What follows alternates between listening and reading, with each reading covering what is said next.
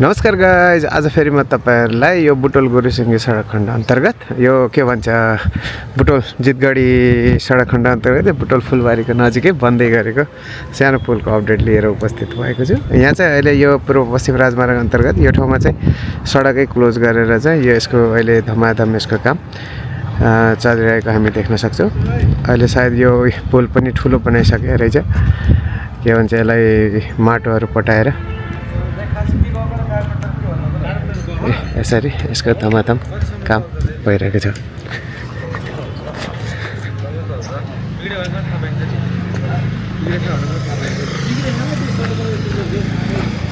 अहिले यहाँ माटो के भन्छ बाटो च्याप्नेदेखि लिएर यसरी यो बुटोल फुलबारी पूर्व पश्चिम राजमार्ग अन्तर्गत यो पहिलो अब तीनो पुलको नजिकै भन्दा हुन्छ।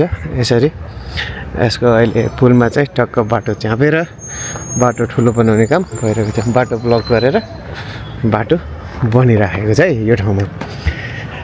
खुसी लाग्यो। अब जस यो ठाउँमा चाहिँ बाटो एकदम ठुलै बन्दैछ, तपाईहरुले पनि देख्न सक्नुहुन्छ। धेरै त हैन, लगभग एक हप्ताको फरकमा यहाँ अहिले म आइराख्दा बाटो चाहिँ दामी बनेको छ है। अहिले चाहिँ सायद यो के भन्छ ब्रेक टाइम होला 12 बजेको कामको कारण, त्यही भएर अहिले काम भएको छैन। काम चाहिँ भएको छ तर मान्छेहरू चाहिँ हुनुहुन्न है। मान्छेहरूले भन्छ यो हैन बुटोल गुरुसिंगी सडक खण्ड अन्तर्गत खासै काम चाहिँ भएको छैन भनेर, तर यहाँ चाहिँ मस्तै काम भएको चाहिँ हामी देख्न सकिन्छ।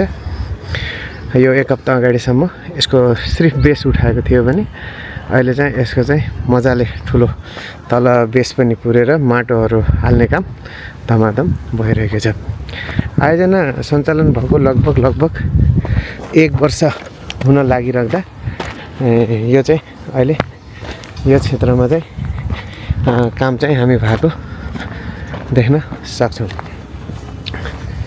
यसरी मस्त रूपमा कसले भन्छ यसले काम भएको छैन भनेर, काम चाहिँ भएको छ है। यो चाहिँ कन्स्ट्रक्सन एरिया भइहाल्यो। यो पुलको लागि आवश्यक पर्ने नालीहरू लगायतका कामहरू यसरी धमाधम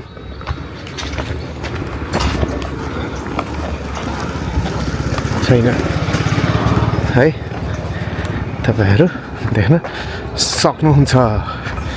यो चाहिँ पूर्व पश्चिम राजमार्ग जितगढी खण्ड हो। जितगढीको बाटोनिर अहिले चाहिँ यसरी पुलहरूको लागि आवश्यक पर्ने सम्पूर्ण मेटेरियलहरू यही बनाएर राख्नु भएको छ। जस अहिले काम चाहिँ यहाँ धमाधम भइरहेछ। गर्मी छ बाटोमा हैन, तर समग्रमा काम चाहिँ मस्त भएको छ। यसको ह्युम पाइपहरू निकालेर हैन यहाँ चाहिँ काम भएको हामी देख्न सक्छौँ है।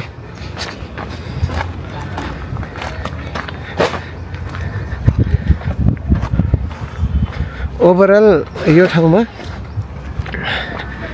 बबाल तरिकाले अब के भन्छ यो पूर्व पश्चिम राजमार्ग अन्तर्गत यो बुटोल गुरुसिंगी सडक खण्ड अन्तर्गतको यो बाटोमा चाहिँ अहिले यसरी पुलको यो मेन पुलको होइन, यो चाहिँ बुटोल फुलबारी निरको यो पुललाई चाहिँ यसरी धमाधम द्रुत गतिमा काम भइसकेको रहेछ हैन। सबै यसका पार्टहरू पनि लगभग अब यसको माथिल्लो पार्ट एक फेस अपग्रेड गर्छ अनि त्यसपछि यसको काम पनि लगभग यो बर्खा अगाडि नै सक्छ होला। हुन त बाटो यहाँदेखि छ, यहाँदेखि यहाँसम्म।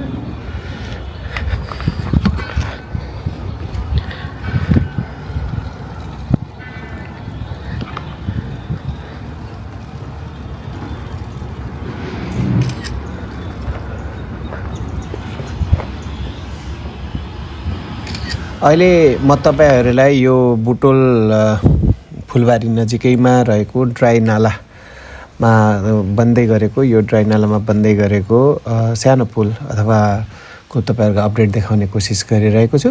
यो ठाउँमा चाहिँ अहिले यसको धमाधम काम भइसकेको छ। तलदेखि माथिसम्म लगभग 2 हप्तामा उठाइसकेको छ र अहिले यसको तलको बेस सम्माउने काम पनि भइरहेको छ र यो ठुलो बाटो यता पुरानो रोड र लाई सम्माएर यता नयाँ ठाउँमा पनि यसरी माटो पट्याउने माटोलाई फिलिङ गरेर बनाउने काम चलिरहेको छ। तपाईहरु यहाँ देख्न सक्नुहुन्छ यसको सम्पूर्ण कामहरु चाहिँ अहिले धमाधम यो सडकै पूर्व पश्चिम राजमार्गको यो बुटोल फुलबारीदेखि जितगढी यो मालपोत कार्यालयसम्म बाटो बन्द गरेर यसलाई फ्राकिलो र यसको मेन कामहरु गर्ने काम गरिरहेको छ। यो अब बर्खा अब असार मसान्त लागिरहँदा अब यसको पानीको पनि बहाव बढ्ने भएको कारणले पनि अब यहाँ चाहिँ यसको बेस चाहिँ उठाएर अगाडि बढिसकेको छ। ढुङ्गाहरू निस्केको छ। तपाईहरुलाई फेरि पनि यसको यो जुन पुरानो बाटो यो भन्दा अगाडिको भिडियोमा पनि हेर्न सक्नुहुन्छ अलि कस्तो थियो र अहिले भर्खरै कस्तो बनाइसकेको छ, त्यो डिफरेन्ट छ। म तपाईहरुलाई भनिरहनु पर्दा अहिले यो बाटोलाई सम्माएर च्यापेर ठुलो फ्राकिलो बनाउने काम गरिरहेको छ र तल त्यो नाला स्टाइलको ड्राई नाला स्टाइलको यो सानो पुल बनाइसकेको छ। लगभग माथिको स्लब ढाल्न मात्रै बाँकी छ भन्दा हुन्छ। अब स्लब डालेर माथिबाट कलबुट स्टाइलको माथि बनाइसकेपछि त यहाँ गाडी पनि अवजोत गर्न सकिहाल्छ।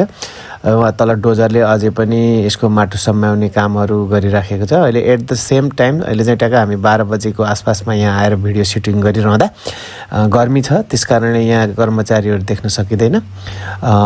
यो पुरानो फुलबारी एरिया हो र यो पुरानो फुलबारी एरियामा चाहिँ जस पूर्व पश्चिम राजमार्ग अन्तर्गत बुटोलदेखि चन्द्रोटासम्मको स्टार्टिङ पोइन्ट तिनौ पुल पछिको स्टार्टिङ पहिलो पोइन्ट भनेकै यही हो, जहाँबाट हामीले नेपालगञ्ज रोड हुँदै अलि अगाडि आउन सकिन्छ। तपाईहरु देख्न सक्नुहुन्छ कति मजाले फिनिसिङ बनाएर यसको बेसहरू बनाउने काम गरिसकेको छ। साथसाथै तपाईहरु यहाँ देख्न सक्नुहुन्छ कि यसको डिजाइनिङ कलरिङ लगायत कलरिङ नभए पनि यसको स्टाइल चाहिँ एकदम फिनिसिङमा गइसकेको छ। यहाँ कामदारहरूले पनि यसरी नै यस साइडमा बसेर ह्युम पाइपहरू लगाएर यसको काम गरिरहनु भएको छ। यति भन्दै तपाईहरुलाई यो बुटोल फुलबारीको ड्राई नाला पोर्टबाट चाहिँ साइन अप हुन चाहन्छु। अर्को नेक्स्ट भिडियोमा फेरि भेटौँला।